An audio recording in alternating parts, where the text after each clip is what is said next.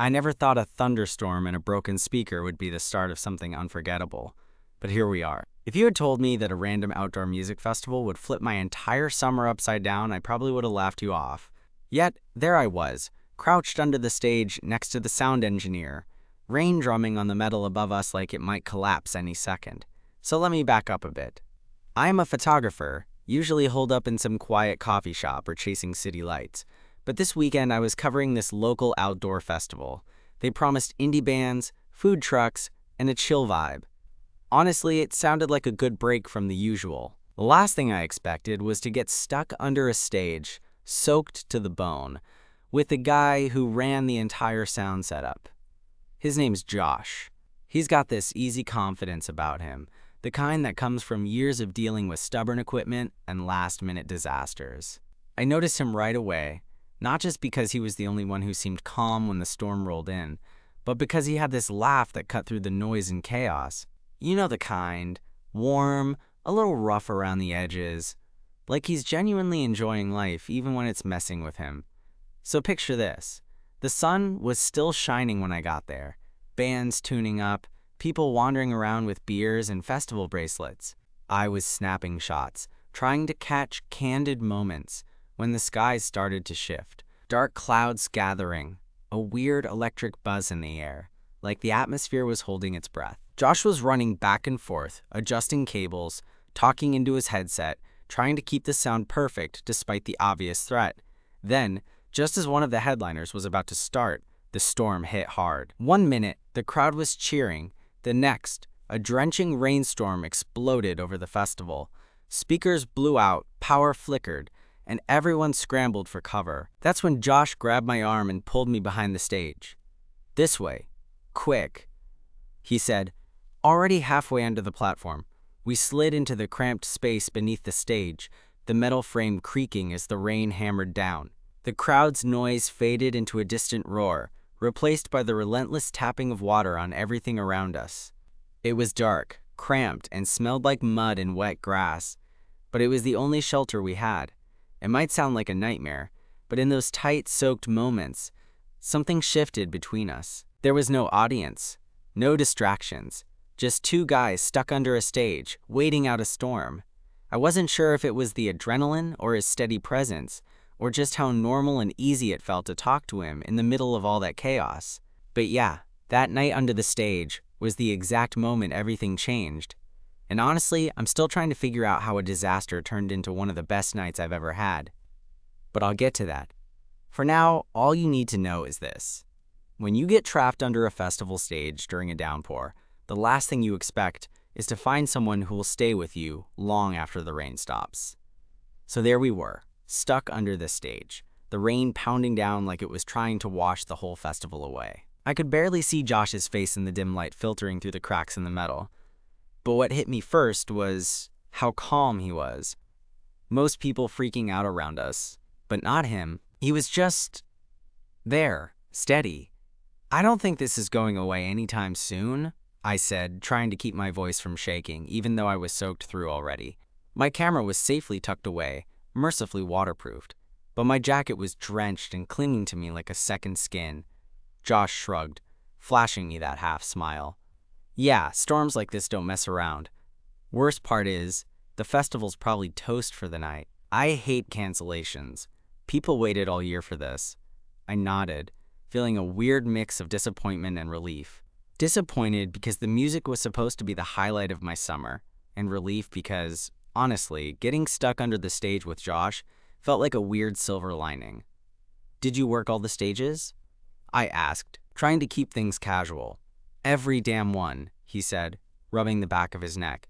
"Sound engineer, tech guy, sometimes the stagehand. It's a gig, and I love it, but it's a lot of pressure. Everything's got to be perfect or the whole thing falls apart." He glanced at me, and for a second, his eyes caught the light just right, like he was suddenly a little more vulnerable than before. "Sounds intense," I said, surprising myself with how interested I was. Most people I met at these events seemed like they were just passing through, but Josh felt different, like he belonged right where he was, even in chaos. "Yeah," he said quietly, "but I wouldn't trade it. It's the music. the people, and sometimes the unexpected moments. I laughed softly, like getting trapped under a stage during a storm. He grinned. Exactly like that. We fell into a comfortable silence. The rain kept coming down, a relentless symphony on the metal roof above us. I realized I was sitting too close to him, and for whatever reason, I didn't want to move. The air smelled of wet earth and electricity, and my heart was beating just a little faster than it should. So I said, breaking the quiet, "How long have you been doing this?" "Sound engineering?" "About 5 years.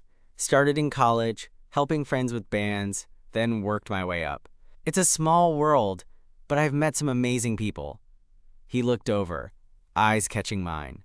"And sometimes you meet someone unexpected." I felt a jolt, like his words were meant just for me. I tried to play it cool. "Yeah? Like who?"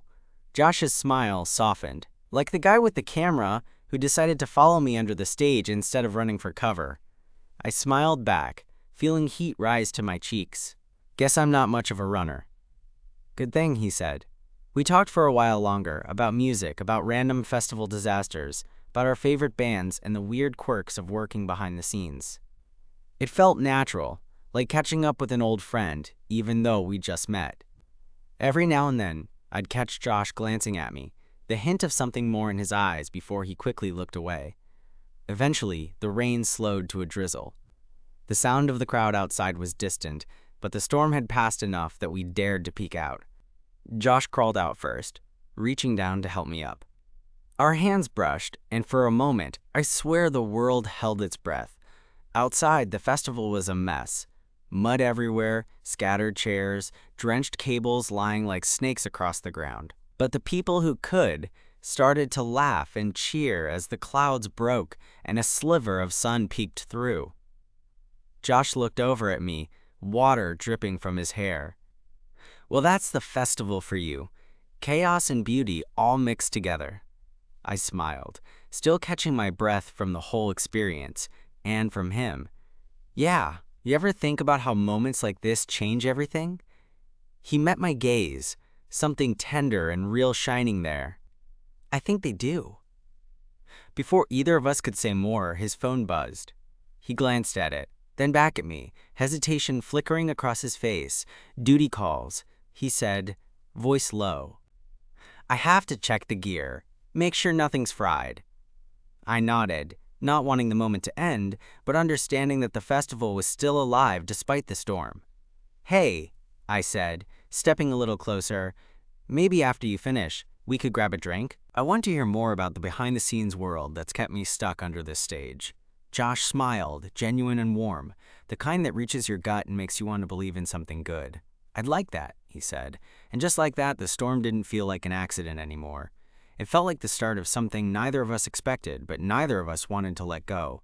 After Josh disappeared back into the tangled mess of cables and speakers, I found a dry spot near the food trucks and sat down, my legs covered in mud, heart still racing from the night's chaos and unexpected connection. The storm had really cleared things out. Half the crowd was drifting away, but a few diehards were lingering, either waiting on a new set or maybe just not ready to let the night end. I pulled out my camera and started flipping through the photos I'd taken earlier, trying to focus on something familiar. But honestly, all I could think about was how easy it'd been to talk to Josh, how there was something about him that made me want to open up, even though I'm usually the kind of guy who stays a little guarded. After what felt like forever, Josh came back, looking tired but relieved. His shirt stuck to his skin, hair messier than before, but that smile was still there, like he'd been waiting to find me. "Hey," he said, dropping down beside me, boots squelching in the mud. "Hey," I replied, smiling back. "You managed to save the sound system?" "Mostly," he shrugged. "Some gear got fried, but we'll fix it. We always do." He looked around, then back at me, a little shy. "So, drinks?" "Definitely." I stood up, brushing mud off my pants. "There's a little bar just down the road that stays open late for festival people. Think you can make it?" Josh nodded. "Yeah, I'm in." We started walking toward the bar, the festival lights fading behind us, the early night air cool but not cold. It was quiet between us at first. Comfortable, like when you're with someone you know but haven't quite figured out yet. So I said, breaking the silence, What made you pick sound engineering? It's not the typical 9 to 5. Josh laughed. Yeah, I get that a lot. Honestly, it's the mix of creativity and chaos. You get to shape the way people experience music. But it's also a constant puzzle. One minute you're tweaking a cable, the next you're in a full-on crisis mode. Keeps me on my toes. That sounds kind of perfect for you, I said, watching him. There was a restlessness in him, like he needed something unpredictable to make life interesting. He shrugged, but his eyes were softer. Maybe. What about you? Photography? I shrugged too. It started as a way to capture moments, like to freeze time or make sense of my world. But honestly, it's also what keeps me from feeling stuck. You know, seeing things from a different angle, finding beauty in the everyday. Josh nodded slowly, like he understood more than he let on. I get that. By the time we reached the bar, it was warm and buzzing with the low hum of late-night conversations. The smell of beer and fried food hit us as we stepped inside, and the bartender gave us a nod like we belonged. We found a booth near the back, away from the loudest music and the crowds. Josh ordered a local IPA, and I went for a cider, the kind with just a hint of tartness. Sitting there, with the chaos of the festival behind us, it felt like the world had quieted down just enough for us to catch up. We talked about everything and nothing, the kind of easy, meandering conversation that happens when you're not trying too hard but still want to know more. I told him about some of my favorite photo projects, the places I wanted to visit someday. He shared stories about the worst gigs he'd worked, the times the sound system completely died mid-show, and the one time a stage collapsed. Thankfully, no one was hurt. At some point, the conversation shifted. Josh looked at me, really looked, and said, "You know, I don't usually open up like this at festivals. Too much noise, too many distractions. But with you, it's different." I felt my chest tighten. Yeah, I know what you mean. There was a pause, the kind that stretches just long enough to make you wonder if you should say something or just let it hang there. Finally, Josh reached across the table and brushed a stray lock of wet hair from my forehead, his fingers lingering just a moment longer than expected. "I'm glad we got stuck under that stage," he whispered. I smiled, feeling something I hadn't felt in a long time. A quiet hope, mixed with a little spark of excitement. Me too. The rest of the night blurred into warm laughter, shared stories, and when the bar finally closed, Josh offered to walk me back to my car, and neither of us wanted the night to end. As we stepped out into the cool dawn air, the first hints of sunrise painting the sky, I realized that sometimes the best moments come from the worst storms. And maybe getting trapped under a festival stage wasn't such a disaster after all. Walking back to my car with Josh beside me felt surreal. The festival grounds were mostly deserted now, tents and equipment scattered like remnants of some wild dream. The early morning air was crisp, the kind that bites just enough to wake you up, but still carries a hint of summer warmth. We moved slowly, neither of us in a rush to end the night, or morning, really. "So, what's next for you?" I asked, trying to keep the conversation going, even though I was hoping the night wouldn't end. Josh shrugged, hands stuffed in the pockets of his hoodie. "Honestly, I don't know. Festivals are great, but they're unpredictable. I'm thinking about trying to get into studio work, something steadier, less weather disasters." I laughed. "I get that, but I kind of like the chaos. It's like life's way of keeping you honest." He smiled, that same easy grin from earlier, but there was a softness in his eyes I hadn't seen before. Maybe I need a little chaos in my life. We stopped by my car, and for a moment, there was this quiet pause between us. You know that moment where you don't quite know what to say, but you both feel it, that electric pull that's been simmering all night. So I started, heart beating faster than I wanted to admit. "Do you want to do this again sometime? Maybe without the thunderstorm and stage entrapment?" Josh's smile widened, and he stepped a little closer. "I'd like that." I felt my throat tighten, but nodded. "Me too." He pulled his phone out and handed it to me with a grin. "Then maybe you should put your number in there before I change my mind." I took the phone, fingers brushing his as I typed in my number. His eyes flickered down to my hands, and I swear I caught a glimpse of something like nervous excitement. "Okay," he said, slipping the phone back into his pocket. "Now we've made it official." I laughed, feeling lighter than I had all night. Officially stuck with me now. Good, he said. I don't want to let you go. And then, just like that, the moment broke. Josh smiled, leaned in slightly, and before I knew it, our lips met. It wasn't some dramatic movie kiss, just simple, real, like everything that led up to it. Warm and steady and grounding all at once. When we pulled apart, both of us grinning like idiots, Josh whispered, "I'm glad the storm happened." "Me too," I said. "Me too." The next few weeks were a blur of texts, late-night phone calls, and stolen moments between our busy lives. Josh was teaching me the ins and outs of sound equipment over coffee breaks, and I was dragging him to photo exhibits and city rooftops to catch sunsets. We fit into each other's worlds in a way that was effortless but exciting. One night, a couple weeks after the festival, we ended up back at that same bar where we'd first really talked. The place was quieter now, the summer crowds thinning, but the familiar hum felt like a comfort. Josh was telling me about this insane festival gig where everything went haywire, and I was laughing so hard I almost spilled my drink when he suddenly got serious. "You know," he said, eyes locked on mine, "I'm not great at this whole relationship thing, but with you, it feels right. Like I'm exactly where I'm supposed to be." I reached across the table, taking his hand. "I feel the same way." He squeezed my hand gently, then leaned in close. "Promise me something." "Anything," I said, heart pounding. "Promise me that no matter how crazy things get, we'll always find a way back to this. The laughter, the late nights, the stormy festivals. Because I don't want to lose this. I don't want to lose you." There was a vulnerability in his voice that caught me off guard, but it only made me want to hold on to him tighter. "I promise," I said and meant every word.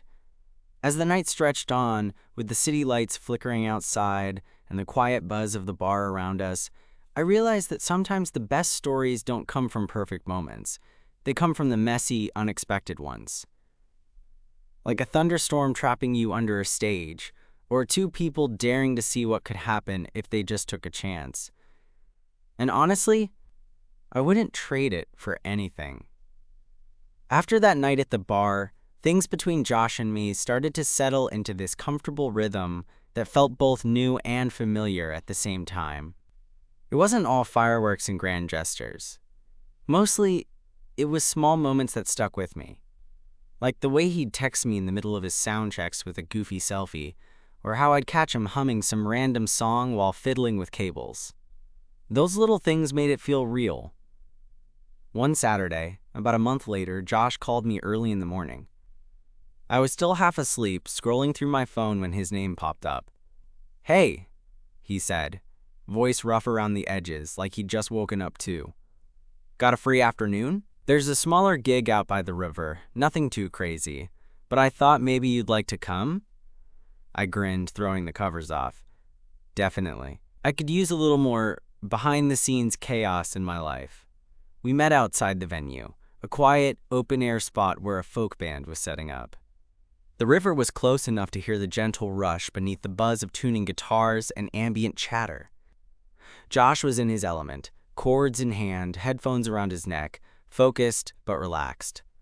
I settled into a spot near the stage, camera ready but not in that work mode. More like I was there to just watch, to be part of something. Between sound checks, Josh came over, wiping sweat off his forehead, and tossed me a water bottle. "You're gonna love this band," he said, eyes bright. "They've got this raw vibe, nothing polished but real." As the set started, I found myself watching Josh almost as much as the band. How he nodded along, eyes closed during the quieter songs, how his fingers tapped rhythmically against his thigh. It was like music wasn't just something he worked with, it was something he lived. After the last song, the crowd was clapping and shouting for an encore. Josh leaned down next to me, voice low. "Ready for the chaos part?" I laughed. "Bring it on." The encore was a mess in the best way possible. The lead singer's mic kept cutting out, cables got tangled, and Josh was moving fast, rerouting wires and muttering under his breath. I captured it all. The tension, the laughs, the way he handled the mess like it was just another part of the show. When it finally settled, Josh turned to me, cheeks flushed. "Sorry if I was a bit intense." "Not at all," I said, grinning. "I kinda love seeing you in your element." He smiled, that half-shy, half-confident look. "Good, because there's more where that came from." We walked back toward the river as twilight settled in, the sky turning this incredible shade of purple and orange. The sound of water mingled with distant laughter from the festival grounds, and everything around us felt calm, like the world had paused for just a little while. Josh stopped and looked at me, face serious now. "I've been thinking about something." I raised an eyebrow. "Oh?" He ran a hand through his hair, nervous. "I don't want us, to be just a summer thing. I want to see where it goes. I want to be more than just the guy you run into at festivals or random gigs." My heart pounded in a way that was familiar now, but still caught me off guard. "Yeah?" I asked, voice barely a whisper. "Yeah," he said, stepping closer. "I want to know what it's like to be with you, not just for a few stolen moments, but for real." I smiled, feeling warmth spread through me that had nothing to do with the sunset. "I want that too." We stood there for a moment, quiet but completely connected. Then Josh surprised me by pulling me into a hug, his arms tight around me like he never wanted to let go. I rested my head on his shoulder, feeling the steady beat of his heart, and I knew this was the start of something deeper, something worth holding on to through all the storms, literal and metaphorical. Over the next few weeks, we fell into a groove. There were good days when everything felt effortless, and others when life's usual chaos crept in, with work deadlines, malfunctioning gear, and plans that didn't quite line up. But through it all, we kept coming back to each other. One night, after a long day of shooting a band's show, we ended up at Josh's apartment. It was small and filled with gear cases and cables, but it felt like home when he handed me a beer and pulled me onto the couch. We talked for hours about fears, dreams, the weird ways we'd both learned to protect ourselves. Josh opened up about moments when he felt alone even in a crowd, and I shared how photography had been my escape and my way of finding meaning. At some point, the conversation drifted, and we found ourselves just sitting close. Nothing needed to be said. "You know," Josh said softly, tracing circles on my arm, "I was scared before, that I'd mess this up, that I'd ruined something good." I looked at him, the vulnerability in his eyes hitting me hard. "Me too." He smiled, a little shaky but real. "Guess that makes two of us." I leaned in, brushing my lips against his, slow and sure. "We'll figure it out," I promised. Together. And in that moment, surrounded by the hum of city sounds and the faint glow of streetlights, I believed it. Whatever came next, whatever storms or chaos, we'd face it side by side. Because sometimes, the best stories aren't the ones you plan, they're the ones you stumble into, soaking wet under a stage, and discover someone you never want to let go of. In the weeks that followed, things between Josh and me settled into a rhythm that felt surprisingly easy. We weren't the new couple cliches with constant texts or Instagram posts. I mean, I like to document moments with my camera, but this felt different. It was quieter, more grounded, like we were building something that didn't need to be loud to be real. One Friday night, Josh invited me over to his apartment again. It was a modest space, cluttered in the best way with sound equipment, music posters, and a haphazard stack of vinyl records that he insisted I check out. He had this little record player that he'd just gotten, and the way he set it up was so casual it made me smile. "Want to hear something vintage?" he asked, picking a record out. "Absolutely," I said, sinking onto his worn couch. As the needle dropped, a crackly blues track filled the room, warm and raw. Josh flopped down beside me, and for a moment, neither of us said anything. Just the music and the quiet company. After a while, Josh turned to me, fiddling with a loose thread on his sleeve. "Did I ever tell you the first time I got really into music?" I shook my head. "Nope. Do tell." He smiled, eyes distant. "My dad had this old cassette player. When I was a kid, he'd record his favorite songs off the radio, onto tapes for me. I used to sneak into his study and listen over and over. It was like this secret world. I loved seeing this side of him, the layers beneath the confident, sometimes tooly sound guy. That's actually really sweet, he shrugged, a little embarrassed but smiling. Yeah, well, music's always been my escape, even when things got tough. It was the kind of moment that made me want to reach out and hold on to him, remind him he wasn't alone anymore. I get that, I said softly. Photography's my escape, trying to freeze a moment so it doesn't slip away. He looked at me, those dark eyes searching. Think we're both holding on to something. Maybe, I said, moving closer. We spent the rest of the night talking about everything and nothing. Past mistakes, hopes for the future, stupid fears we never admitted out loud. It was the kind of night that makes you realize how rare it is to find someone you can just be yourself with. A few days later, Josh had to head out on a weekend gig, a bigger festival this time. I was going to tag along and photograph for the band he was working with, which felt like a perfect excuse to spend more time together. Plus, I secretly wanted to see him in his element again.